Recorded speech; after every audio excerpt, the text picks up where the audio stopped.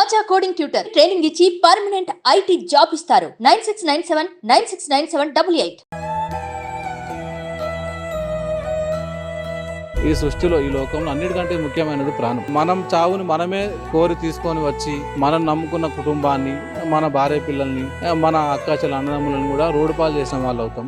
Welcome to Suman TV. Kamareddy జిల్లాలో ఆత్మహత్యలు కలకలం రేపుతూనే ఉన్నాయి. సో తాజాగా ఈరోజు పోలీస్ డిపార్ట్మెంట్లోని ఏదైతే మనకి బిక్నూర్కి సంబంధించిన ఎస్ఐ, అదేవిధంగా బీబీపేట్కి సంబంధించిన ఒక కానిస్టేబుల్, అదేవిధంగా కంప్యూటర్ ఆపరేటర్కి సంబంధించిన ఒక నిఖిల్ అనే వ్యక్తి, అంటే దాదాపు ముగ్గురు కూడా ఆత్మహత్యానికి పాల్పడ్డారు. అంటే ఆత్మహత్యనా లేకపోతే ఇదేమైనా మర్డర్ చేశారా లేకపోతే సూసైడ్సా అనేది చాలా వరకు కూడా విస్తుపోయే నిశాలను అయితే మనకి కామారెడ్డి ఎస్పీ అయినటువంటి సింధు శర్మ అయితే బయట పెట్టడం జరిగింది. కాకపోతే ఇదంతా కూడా ఆత్మహత్యలు అనేటివి ఉమ్మడి నిజామాబాద్ జిల్లాలో చాలా చర్చనీయాంశంగా జరుగుతూ ఉన్నాయి. కాకపోతే పోలీస్ డిపార్ట్మెంట్లో ఎస్ఐ అదేవిధంగా కానిస్టేబుల్ ఆత్మహత్య చేసుకోవడం ఏంది అని చెప్పేసి చాలా వరకు కూడా కొన్ని డౌట్స్ అయితే క్రియేట్ అవుతా ఉన్నాయి అనేది మనకు తెలుస్తూ ఉంది. నిజామాబాద్ నుంచి కామారెడ్డికి వచ్చే ప్రధాన రహదారిలో ఉన్నాము. అడ్లూర్ ఎల్లారెడ్డికి సంబంధించిన పెద్ద చెరువు దగ్గర మనం ఉన్నాం. సో ఈ చెరువు గురించి మాట్లాడుకుంటే అడ్లూర్ ఎల్లారెడ్డికి సంబంధించిన 200 ఎకరాల పెద్ద చెరువుగా మనకు చెప్తా ఉన్నారు. ఏదైతే మనకి బిక్నూర్లో విధులు నిర్వర్తిస్తున్నటువంటి ఎస్ఐ ఎవరైతే సాయి కుమార్ గురించి మాట్లాడుకోవాలా, దాదాపు ఉమ్మడి నిజామాబాద్ జిల్లాలో తను బీబీపేట్లో కూడా తను ఎస్ఐగా విధులు నిర్వర్తించిండు అనేది మనకు తెలుస్తూ ఉంది. ఇందులో భాగంగానే ఎవరైతే శృతి గురించి మాట్లాడుకుంటే తను కానిస్టేబుల్. సో బీబీపేట్లో పనిచేస్తున్న టైంలో ఎస్ఐ అదేవిధంగా ఈ శృతి అయినటువంటి కానిస్టేబుల్ మధ్య ఏదైనా ఫ్రెండ్షిప్ బాండ్ ఏమైనా ఏర్పడిందా లేకపోతే సంబంధం ఏర్పడిందా అనే కోణంలో చాలామంది అయితే విచారిస్తూ ఉన్నారు, అనుమానపడతా ఉన్నారు. సో ఇందులో భాగంగానే వీళ్ళిద్దరిని పక్కన పెడితే మాత్రం ఎవరైతే కంప్యూటర్ ఆపరేటర్ అయినటువంటి నిఖిల్ ఎందుకు ఇక్కడికి రావడం జరిగింది అనేది చాలా పెద్ద బిగ్ క్వశ్చన్ మార్క్ అయితే ఏర్పడతా ఉంది. యాక్చువల్లీ సీన్లోకి దిగితే నిన్న శృతికి ఒక కాల్ రావడం జరిగింది. సో నిన్న బుధవారం మధ్యాహ్నం నుంచి బిక్నూర్ ఎస్ఐ ఫోన్ అనేది స్విచ్ ఆఫ్ కావడం జరిగింది. సో దాని తర్వాత ఎవరైతే శృతికి ఎస్ఐ అయినటువంటి సాయి కుమార్ అయితే కాల్ చేసి బందోబస్తు ఉంది, ఒక ఎమర్జెన్సీ విషయంలో మళ్ళీ మీరు రావాలి అని చెప్పేసి ఎవరైతే శృతి తను ఇంటికి వెళ్ళే టైంలో ఏదైతే మనకి గాంధారి ఎక్స్టోడ్ వరకు వెళ్ళిన శృతి మళ్ళీ వెనుదిరిగి ఇక్కడ ఈ ఏరియాకి అయితే రండి అని చెప్పేసి తను చెప్పిండు అన్న తర్వాత ఎవరైతే శృతి రావడం జరిగింది ఆ టైంలోనే వాళ్ళ తమ్ముడికి కాల్ చేసి ఇట్లా బందోబస్తు విషయంలో నా డ్యూటీ అయిపోయిన తర్వాత కూడా మళ్ళీ పిలుస్తూ ఉన్నారు, నేనైతే వెళ్తున్నా అని చెప్పేసి కొంత బాధపడుతూ మాట్లాడింది అనేది ఒక సమాచారం అయితే రావడం జరిగింది. సో మళ్ళీ ఇదంతా కూడా పక్కన పెడితే నిఖిల్ అనే క్యాండిడేట్ దీంట్లో ఎందుకు ఎంటర్ అయ్యాడు?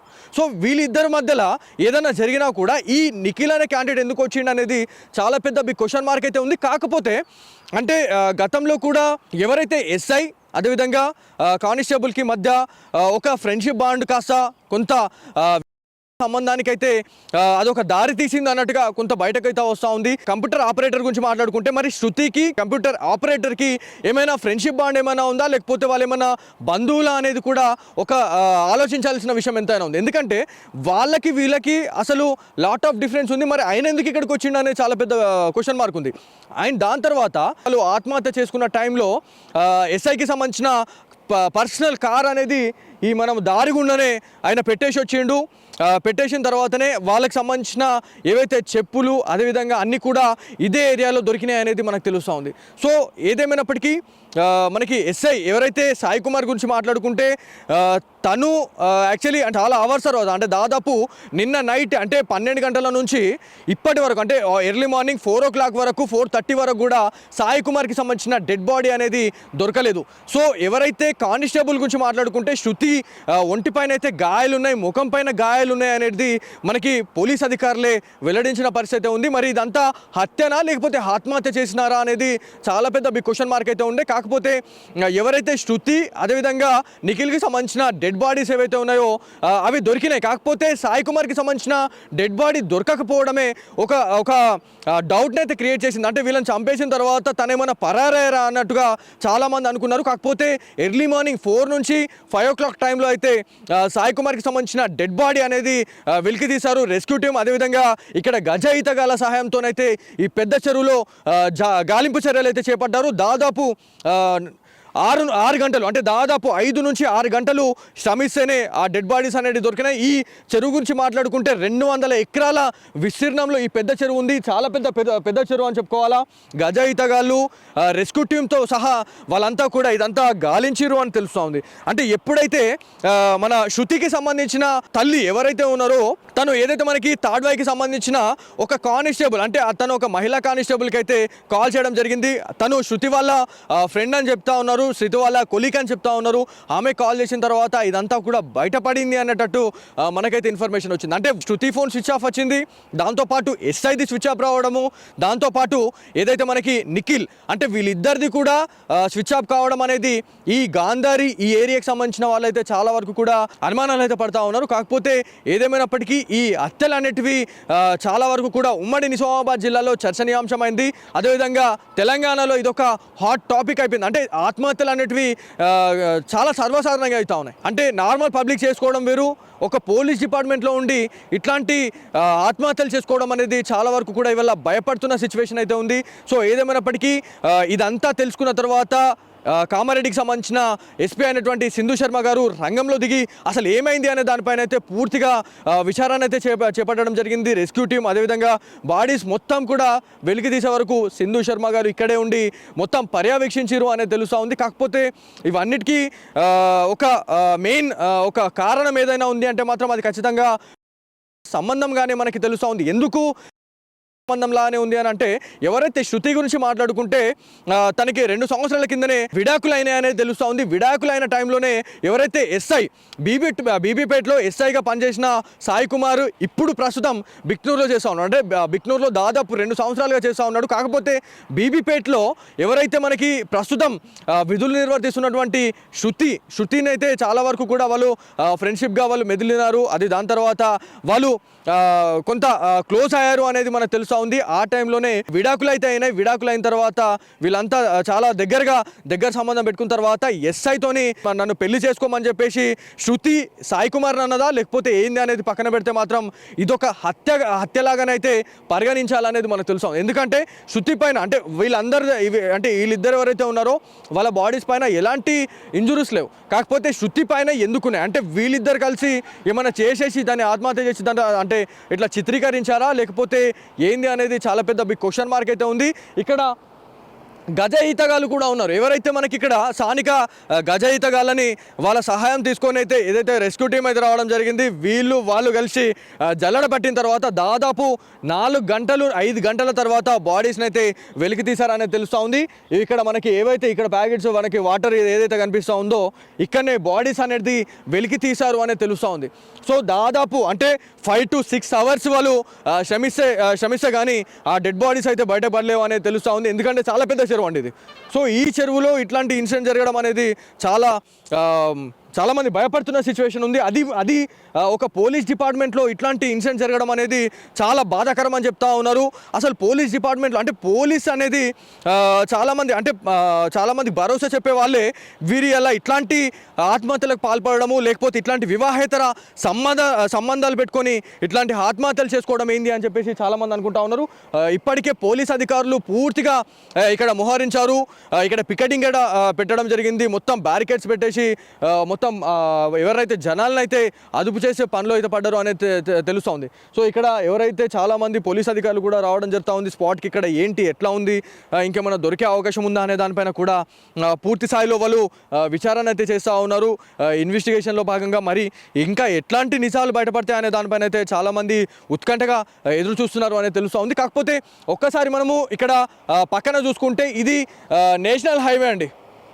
సో ఈ నేషనల్ హైవేకి పక్కనే ఇట్లాంటి ఇన్సిడెంట్ జరగడము అదేవిధంగా బిక్నూర్ ఎస్ఐ అయినటువంటి సాయి కుమార్ గారి ప్రైవేట్ వెహికల్ అనేది ఇక్కడ కనిపించడం అనేది చాలా వరకు చర్చనీయాంశమైంది. కాకపోతే ఇక్కడ పోలీస్ అధికారులకు సంబంధించిన ఏవైతే వాళ్ళ సెల్ ఫోన్స్ కావచ్చు లేకపోతే వాళ్ళకి సంబంధించిన పాదరక్షలు ఏవైతే ఉన్నాయో వాటినన్నిటి కూడా తీసుకొని పోవడం జరిగింది. కాకపోతే ఎస్ఐకి సంబంధించిన ప్రైవేట్ వెహికల్ అయితే వాళ్ళు తీసుకొని వెళ్ళిపోయారు, డిపార్ట్మెంట్ వాళ్ళే తీసుకొని వెళ్ళిపోయారు అనేది మనకు ఒక ప్రాథమిక సమాచారం అయితే ఉంది. ఎందుకంటే పొద్దున ఈ వెహికల్ ఉండే, కాకపోతే ఇప్పుడు ఎక్కడన్నా కామారెడ్డి పిఎస్లో ఎక్కడన్నా పెట్టారా వెహికల్ అనే దానిపైన అయితే చాలామంది ఎదురు చూస్తూ ఉన్నారు. కాకపోతే ఇట్లాంటి ఇన్సిడెంట్లు అనేటివి ఉమ్మడి నిజామాబాద్ జిల్లాలో ఆత్మహత్యలు చాలాసార్లు కూడా చర్చనీయాంశంగా మారుతూ ఉన్నాయి, కలకలం రేపుతూ ఉన్నాయి అనేది మనకు ఒక ప్రాథమిక సమాచారం అయితే వస్తుంది. ఇప్పుడు ఏవైతే ఈ బాడీస్ని వెలికి తీసిన తర్వాత కామారెడ్డి ప్రభుత్వ ఆసుపత్రికి అయితే తరలించారు. పోస్ట్మార్టం నివేదిక ఆధారంగా మరి ఇంకా ఎలాంటి నిజాలు బయటపెట్టబోతా ఉన్నారు పోలీస్ అధికారులు అనేది అయితే చాలామంది ఉత్కంఠగా వేచి చూస్తూ ఉన్నారు. కాకపోతే ఈ టాపిక్ మాత్రం రెండు తెలుగు రాష్ట్రాల్లో చాలా చర్చనీయాంశమైంది.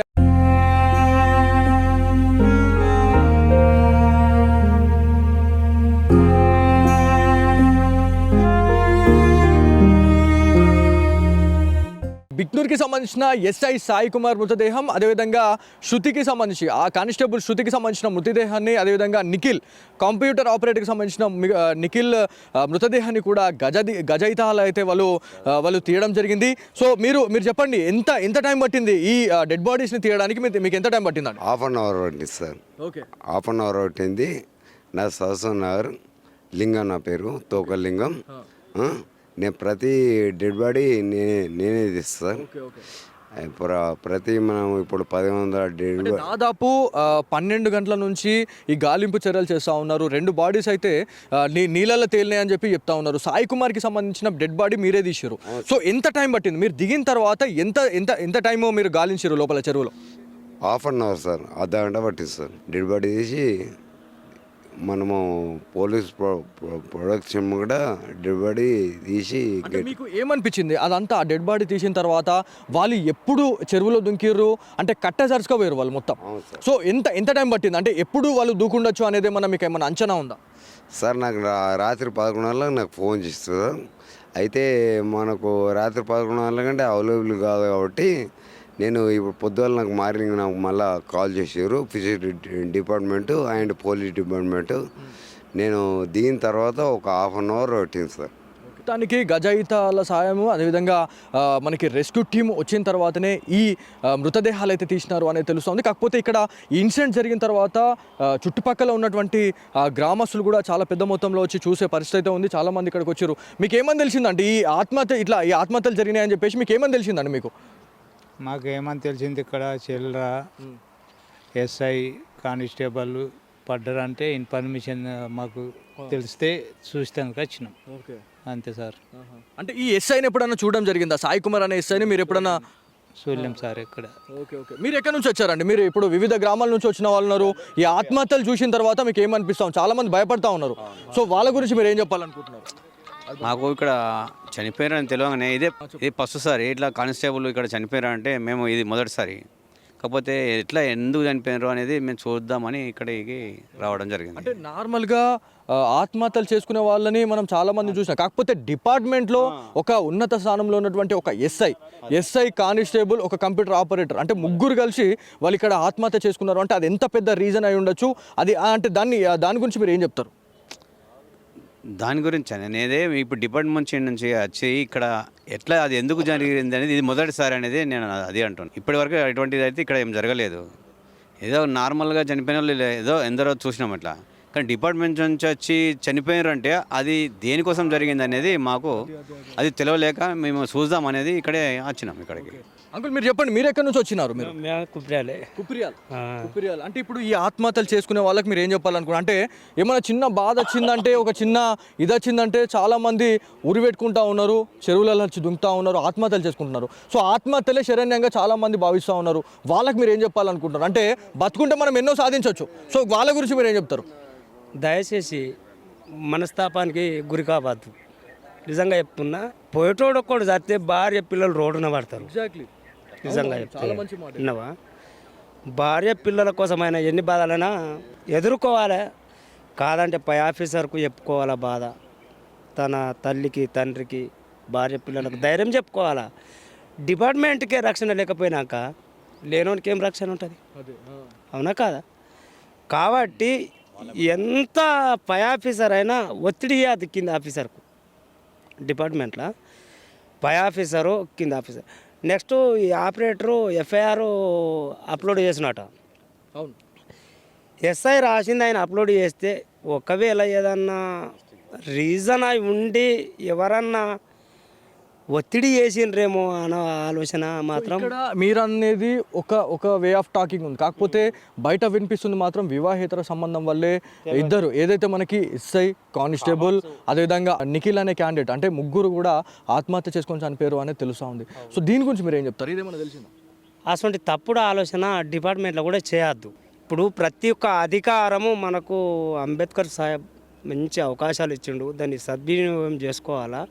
ఒకటి లేడీ అయినా బాయ్స్ అయినా డిపార్ట్మెంట్లో అయినా బయట అయినా ఆడోళ్ళు మొగోళ్ళు తప్పుడు ఆలోచన చేయకుండా మంచి ప్రపంచాన్ని సృష్టించాలి. అదొకటి. సో ఇది మొత్తానికి ఇక్కడ ఎవరైతే చాలామంది ఇన్సిడెంట్ తెలుసుకున్న తర్వాత ఉమ్మడి నిజామాబాద్ జిల్లా ఒక్కసారిగా ఉలిక్కి పడ్డదని చెప్పుకోవాలి. ఎందుకంటే సామాన్య ప్రజలు ఆత్మహత్య చేసుకోవడం వేరు, ఒక డిపార్ట్మెంట్లో ఉండి ఒక ఉన్నత స్థానంలో ఉండి వాళ్ళు ఇలా ఆత్మహత్యకు పాల్పడ్డారు అంటే ఆత్మహత్యలే శరణంగా చాలామంది భావిస్తూ ఉన్నారు. ఒకవేళ ఆత్మహత్య చేసుకునే వాళ్ళు ఎవరైతే ఉన్నారో వాళ్ళు ఖచ్చితంగా ఒక్కసారి ఆలోచించండి.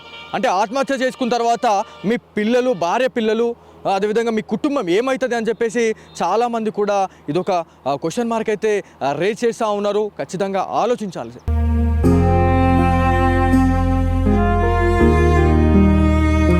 సో ఇది ఇక్కడ ఉన్న తాజా పరిస్థితి. కెమెరా పర్సన్ కార్తిక్తో బాలు, సుమన్ టీవీ, అడ్లూర్, ఎల్లారెడ్డి, పెద్ద చెరువు నుంచి.